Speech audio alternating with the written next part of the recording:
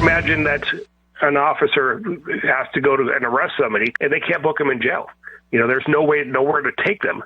So they have to make a choice. Am I going to sit there and hold this person until the next day, or am I going to let him go and hopefully file charges with the prosecutor later?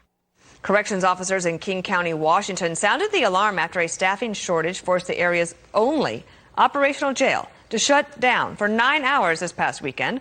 The Seattle Fire Department also short-staffed on a regular basis, and it's a growing problem for local police as well. Jason Rantz, radio talk show host for KTTH in Seattle. I noticed here that the average 911 response time in 2021 versus 2020, 2020 was 9.58 minutes, and then in 2021, 10.50 minutes. Now, when you're in an emergency, if you've called 911, a minute and a half feels like a really long time, Jason.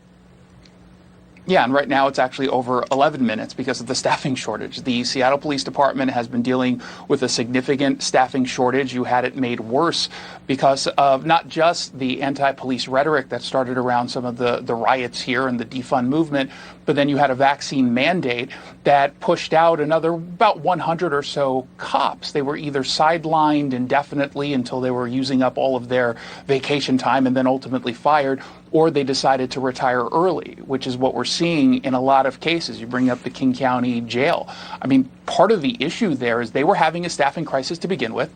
Then you had the vaccine mandate, which then fired a bunch of other people. Right now, there are about 100 corrections officers who are at retirement age. So we are headed into a crisis, and there is literally no plan that's being talked about at the county level. And you're trying to sound the alarm. Right here we have the Seattle Fire Department staffing numbers here. In 2021, not fully staffed 50% of the time. And in 2022, 68% of the time. So you can imagine if you're a citizen, you'd be frustrated. I also read today that Starbucks is making some decisions based on public safety to close many of its stores, including 6 in Seattle, where it all got started. I mean, at some point when all the businesses start to close as well, and they're saying it's because of rising crime, drug use, homelessness, it's spilling into its cafes and bathrooms. So closing the stores is their better option in their minds, Jason. Yeah, I mean, we're at that point where all of these things are butting heads. You have a permissive homeless policy here that pretty much allows people to do whatever they want, including going into some of these businesses and shooting up.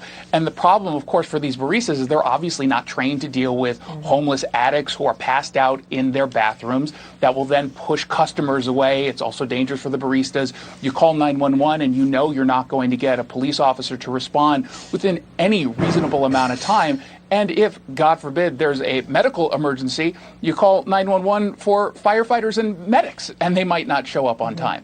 This is an ongoing problem, and it's been ignored to the point where now it's pushing out these businesses.